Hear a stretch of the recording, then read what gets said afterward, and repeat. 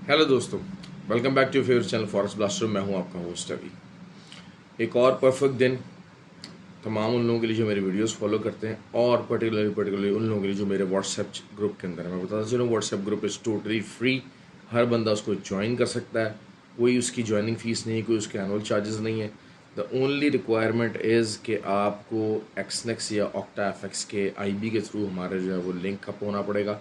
उसके link description में नीचे मौजूद है, मेरा व्हाट्सएप नंबर भी नीचे मौजूद है। आप लोग ज्वाइन कर सकते हैं उस ग्रुप को। वो ग्रुप ना सिर्फ आपको जो है वो लर्निंग प्रोसेस देगा, सिग्नल्स देगा, बल्कि you will also get to ask your questions और सारा कुछ। It's basically a community based group. It is not just a single group unlike other groups. So you can learn a lot in that group and it will be very helpful for your future trading as well, अगर आप trading करना चाहते हैं। दूसरी बात यह है कि रिव्यू कर लेते हैं क्या रहा फ्राइडे का दिन, उसके बाद वीकली रिव्यू की तरफ चलते हैं। तो मंडे फ्राइडे जो था, जिस तरह मैंने अभी लास्ट वीडियो में बताया था कि गोल्ड जो है वो ऑब्वियसली 68-69 के लेवल को टच कर सकता है।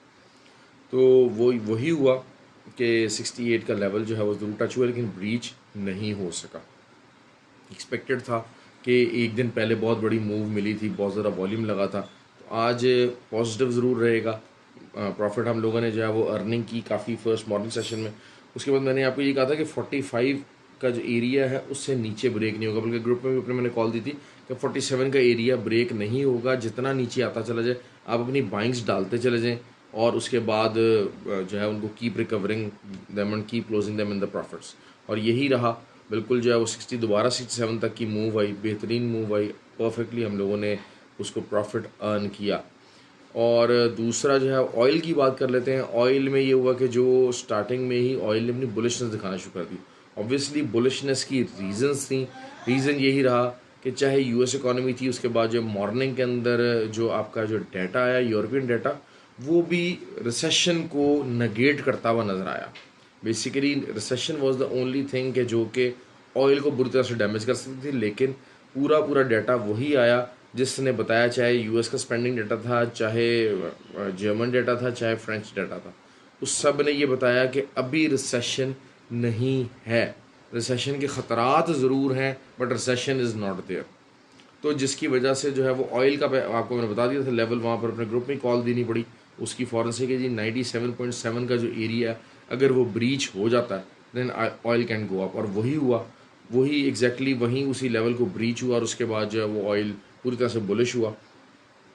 बाद में रात को जब सेलिंग वाला मामला बना, बहुत सारे लोगों ने सेलिंग की। मैं ऑब्वियसली इतना ज़्यादा बहुत लेट नाइट जो होता है ना मूवमेंट, उसको थोड़ा सा अवॉइड कर जाता हूँ, लेकिन ग्रुप में बहुत सारे लोगों ने हमारे व्हाट्सएप ग्रुप में सेलिंग की। और सेलिंग में भी वही मैंने आपको दोबारा से उन्होंने पूछा था, मैंने बता दिया। मैं कहा जी 97.7 का एरिया ही दोबारा क्रिटिकल है, और अभी भी आप देख लेंगे क्लोजिंग वहीं पर ही आ रही है।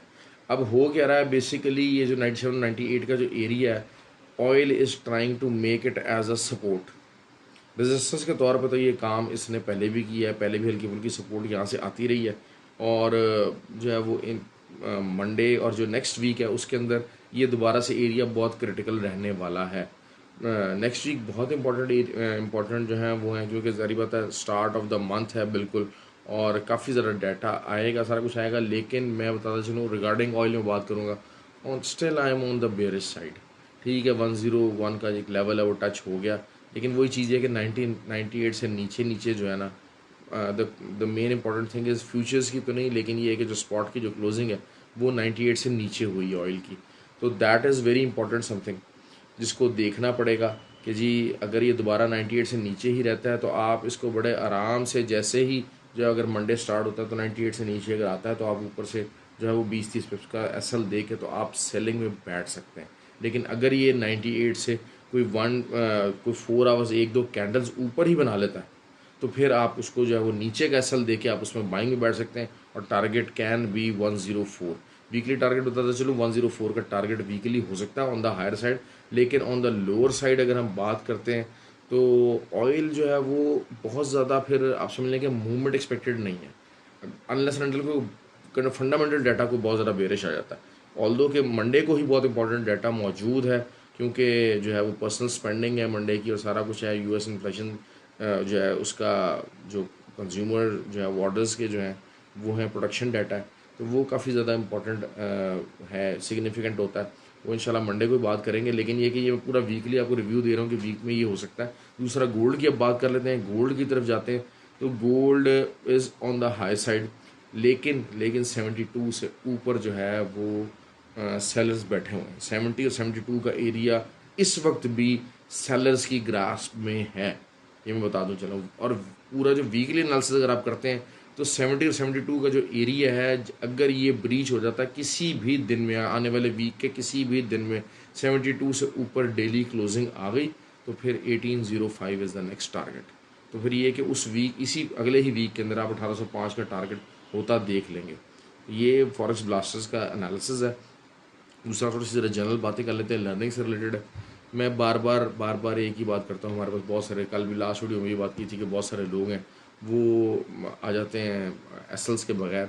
एसएल के बगैर अगर आप ट्रेड कर रहे हैं तो इसका मतलब ये है कि आप रिस्क टू रिवॉर्ड रेशियो को नेगेट कर रहे हैं।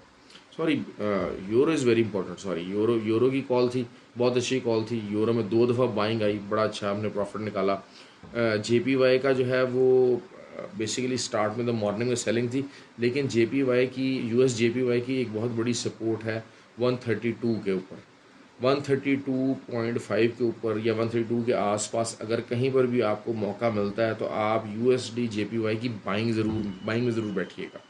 ऑल्दो के वही था कि जनाब जो 134 तक जाएगा और वहाँ पे भी गया, लेकिन इतना क्योंकि ज़्यादा लोग उसको पेयर को जो है ना वो रेलेवेंस नहीं देते। बेसिकली इसको सेफ हेवन पेयर कहा जाता है, स्विस फ्रैंक को और जेपीवाई को। तो लेकिन ये है कि कोई बहुत ज़्यादा इसमें मूवमेंट जो है वो नहीं थी, लेकिन ये कि इसमें इसकी भी मूवमेंट अच्छी थी। लेकिन आपको सपोर्ट मैंने इसकी बता दी है नेक्स्ट वीक की। अगर ये यहाँ से ऊपर रहता है तो एक अच्छा दोबारा से बाइंग पंप आपको मिल सकता है। दूसरी जो यूरो का है, यूरो लॉन्ग टर्म होल्ड के लिए रेडी है। Euro is ready for the long term hold. आपको अगर जो है वो वही बात है कि 101.4 का एरिया था कल, मैंने तो खैर 2-3 दिन से बाइंग लगवाई हुई और बहुत हमने अच्छे लेवल से बाइंग की हुई है, तो मैं उस बाइंग को होल्ड कराना चाहूँगा। और मैंने कहा जी आपने 6 मंथ्स जो है उस बाइंग को होल्ड रखना है। तो अभी भी अगर आपको कहीं इस लेवल के ऊपर, बेसिकली रेंज बाउंड हुआ हुआ है 1.01 और 1.0235 इस तरह से इसके दरमियान में जो है ना वो रेंज बाउंड हुआ है। अगर यहाँ पर भी आपको बाइंग लेते हैं तो with in the 6 or 7 months your target can be 1.34 of the euro USD. आप इसको लॉन्ग टर्म अगर होल्ड करना चाहते हैं तो right now it is on ideal place. क्योंकि अब असल मसला सिर्फ यही है कि जो है वो आने वाले दिनों में एक ही क्वेश्चन है कि यूएस जो है पहले अपनी जो है इन्फ्लेशन का ऐलान, रिसेशन का ऐलान करता है या यूरोप रिसेशन का ऐलान करता है। ये जंग चल रही है यूरो और यूएसडी के पेयर के ऊपर। ओके जी, have a nice day, have a nice weekend. और अगला वीक भी आई होप कि आप अच्छा रहे। ग्रुप को अपना जो है वो लाइक कीजिएगा, कमेंट्स को, वीडियो को लाइक कीजिएगा। काफ़ी थका हुआ ज़रा, थोड़ा सा ज़रा ऑफलाइन जो है वो ऑफ कलर्ड जो है वो वीडियो बनी है, लेकिन ये कि आई एम श्योर कि you will get the better idea काफ़ी ज़्यादा, क्योंकि जो है वो आपको आइडिया अच्छा मिल गया होगा इससे। बाकी मंडे की डिटेल वीडियो भी इंशाल्लाह जो है ना मैं अपलोड कर दूंगा संडे को, ताकि आपको मंडे की ट्रेड से रिलेटेड एक परफेक्ट आइडिया मिल सके। ओके जी, have a good day, thank you very much.